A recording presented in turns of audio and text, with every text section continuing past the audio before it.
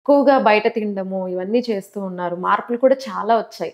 So, ఈ ఆహారపు అలవాట్ల వలన గుండెకి సంబంధించిన వ్యాధులకు వీటి వలన ఎక్కువగా గురవుతున్నామని చెప్పుకోవచ్చా? అంటే ఇది one of the important factor అండి. ఇప్పుడు చూసామంటే ఏ ఆయిల్ అంటే మల్టిపుల్ ఔట్ సైడ్ ఎక్కువ తినడం వల్ల ఏమవుతుందంటే మల్టిపుల్ టైమ్స్ రీహీటెడ్ ఆయిల్స్ ఉంటది. They become toxic oxidised oil అయిపోతుంది. They become very bad for health. ఇంకోటి క్వాలిటీ ఆఫ్ ఆయిల్ ఒకటి, క్వాంటిటీ ఆఫ్ ఆయిల్ ఒకటి. అది తప్ప ఘీ, చీజ్, బటర్ అన్ని ఐటెమ్స్‌లో సాచురేటెడ్ ఫ్యాటీ యాసిడ్ అనేది ఎక్కువ ఉంటుంది. మనం సాచురేటెడ్ ఫ్యాటీ యాసిడ్ ఉండే కంటెంట్ గానీ, లేదు మనం బేకరీ ఐటెమ్స్ లైక్ బర్గర్స్, పిజ్జాలు, పఫ్‌లు, బిస్కెట్స్ ఇవన్నిట్లో ట్రాన్స్ ఫ్యాటీ యాసిడ్స్ అనేది ఉంటుంది. ట్రాన్స్ ఫ్యాటీ యాసిడ్స్ అనేది ఎక్కువ కాలం ఫుడ్ స్పాయిల్ కాకుండా ఉండడానికి దాంట్లో యాడ్ చేసే ఒక మెటీరియల్ అన్నట్టు.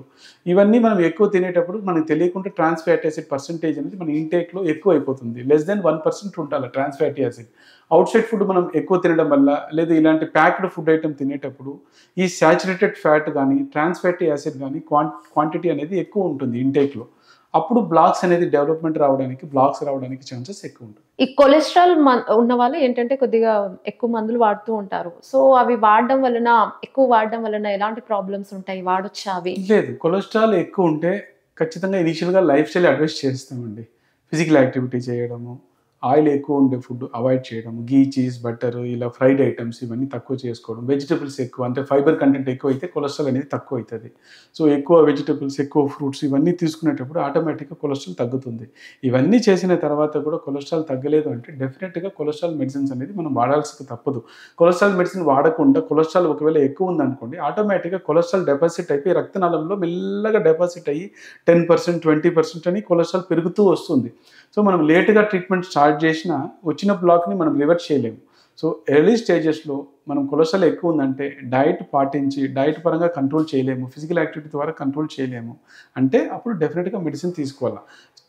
కొలెస్ట్రాల్ మెడిసిన్ స్టార్ట్ చేసినాక కొద్దిమందికి బాడీ పెయిన్స్ రావచ్చు. అలాంటిది ఏమైనా కంప్లెయింట్ చెప్తే డాక్టర్ గారు వేరే మెడిసిన్స్ మారుస్తారు. లేదా డోస్ అయినా అడ్జస్ట్ చేస్తారు. కానీ మనమే ఎందుకు కొలెస్ట్రాల్ మెడిసిన్ వాడొద్దు అని మనమే అనుకోని మనం ఆపినామనుకోండి. బట్ దానివల్ల వచ్చిన కాంప్లికేషన్స్ అనేది చాలా ఎక్కువ. కొలెస్ట్రాల్ మెడిసిన్ వచ్చే సైడ్ ఎఫెక్ట్ కన్నా దానివల్ల వచ్చే తినకుండా ఉంటే దానివల్ల వచ్చే సైడ్ ఎఫెక్ట్స్ చాలా ఎక్కువ. అంటే heart attack, brain stroke, kidney problem, blocks కాలికి పోయి రక్తనాళంలో బ్లాక్ రావడం ఇవన్నీ జరుగుతుంది. సో, కొలెస్ట్రాల్‌ని కంట్రోల్ చేసుకోవాలా. అలా సైడ్ ఎఫెక్ట్స్ ఏమైనా వస్తే డాక్టర్ గారి దగ్గర చెప్తే వాళ్ళే డోసేజ్ అడ్జస్ట్ చేస్తారు. మోస్ట్‌లీ తగ్గిపోతుంది. Hi everyone, Nenu mi Vedika. Please subscribe to Golgo Health. Don't forget.